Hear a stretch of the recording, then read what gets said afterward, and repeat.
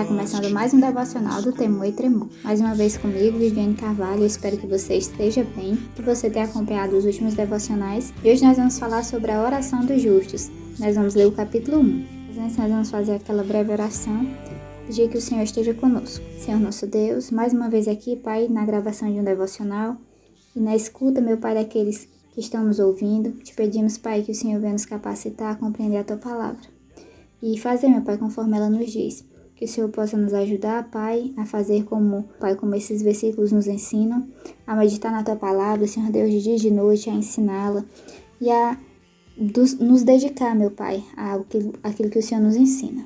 Que o Senhor nos ajude, em nome de Jesus, amém. Como poderia o morto te buscar?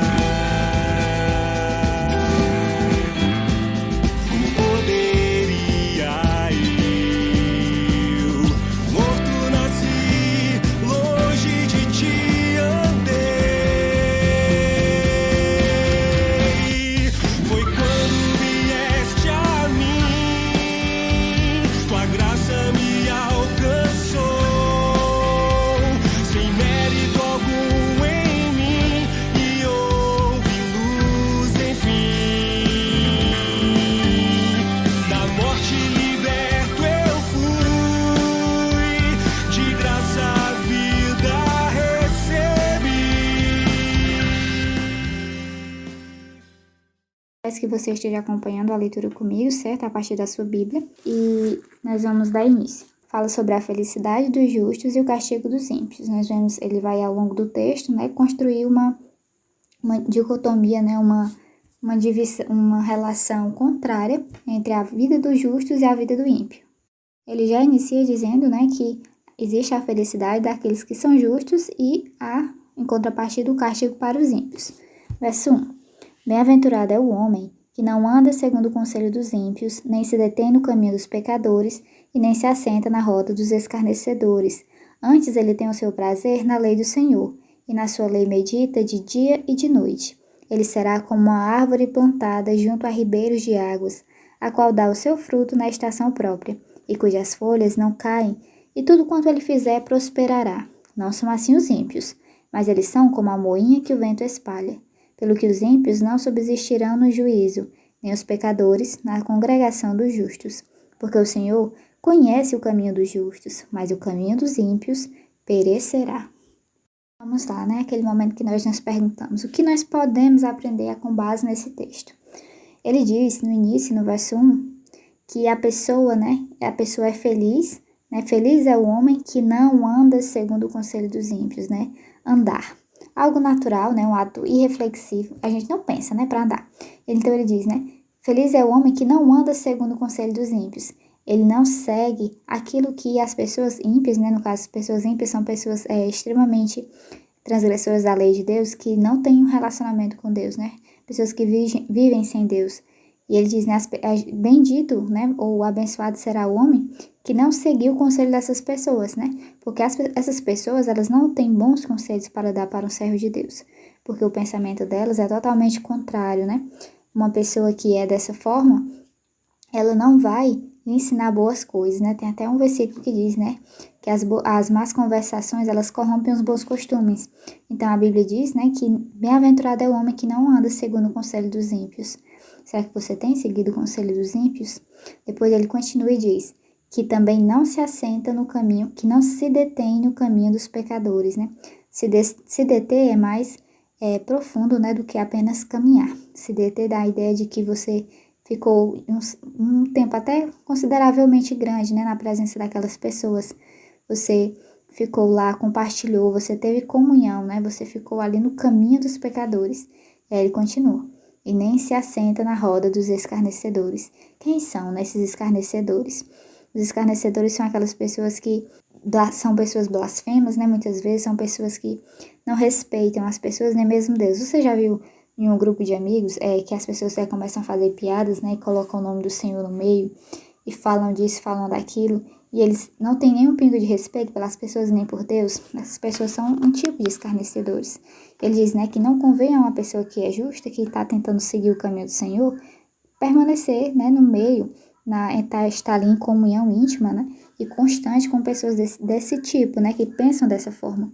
Porque há um risco muito grande de você acabar se contaminando, né? Entre aspas, porque não é uma doença, mas é a questão das práticas. Você acaba tomando para si aquelas palavras, aquelas ideias, né?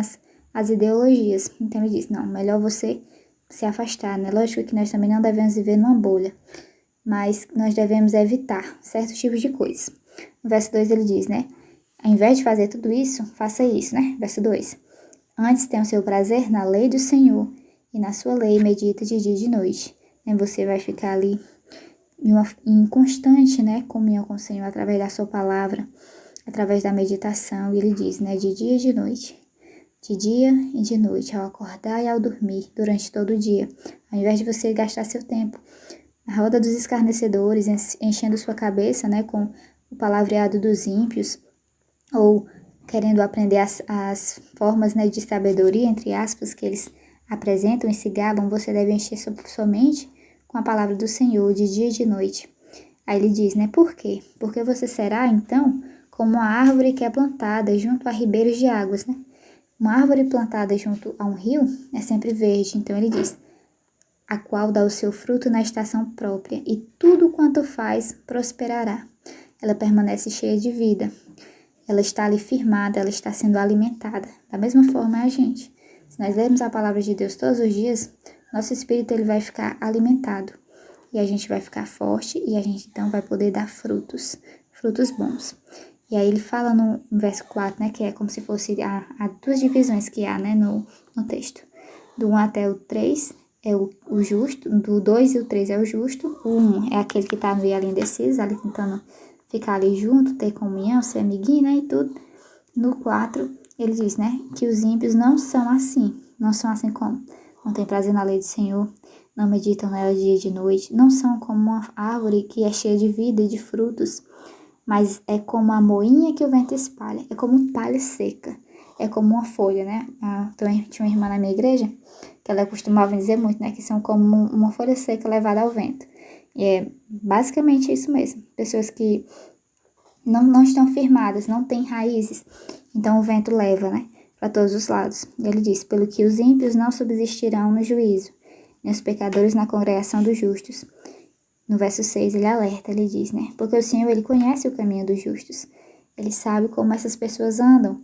E ele diz, né? Mas ele também conhece o caminho dos ímpios, né? A Bíblia diz que Deus se agrada, né? No caminhar dos justos e até na oração dele. Mas o caminho do ímpio é reprovável a ele, não agrada.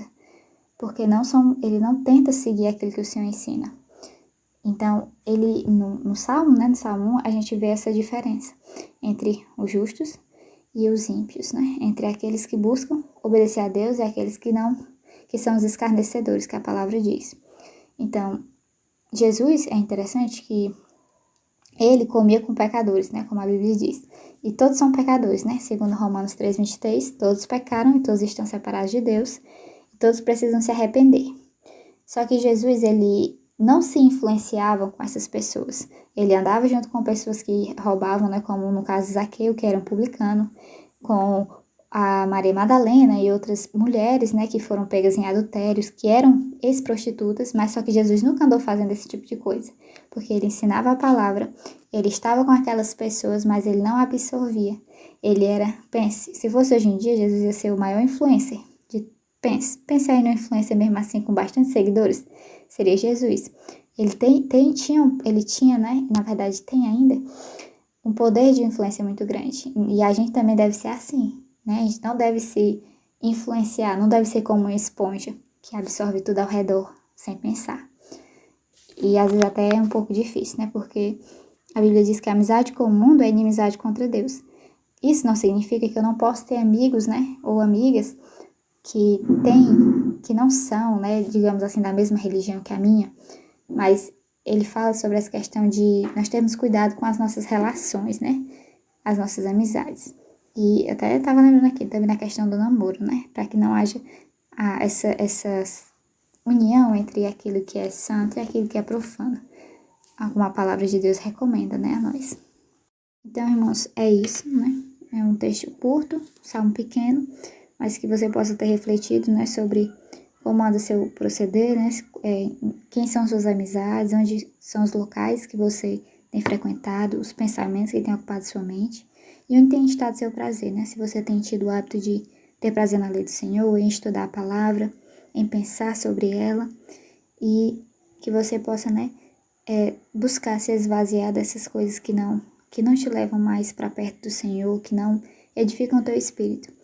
Que você avalie também se você é uma pessoa muito influenciável, se você é uma pessoa que se deixa levar facilmente, né, pelos conselhos das pessoas, se você, como até brinquei, né, é como uma esponjinha. Então, que você possa avaliar e que, né, você possa ser sincero consigo mesmo, né, que nós possamos ser sinceros conosco. Nós vamos orar. Eu quero agradecer a você por ter ficado comigo até aqui e até o próximo devocional. Vamos orar. Senhor nosso Deus, obrigado, Pai, por mais um devocional. Obrigado por esse texto, Senhor Deus, esse salmo. Que nós possamos, Pai, ter prazer na Tua lei e na obediência ao Senhor. Que o Senhor nos ajude a influenciar as pessoas, Pai, não ser influenciáveis. Nos ajuda, Pai. Em nome de Jesus, amém. Até mais.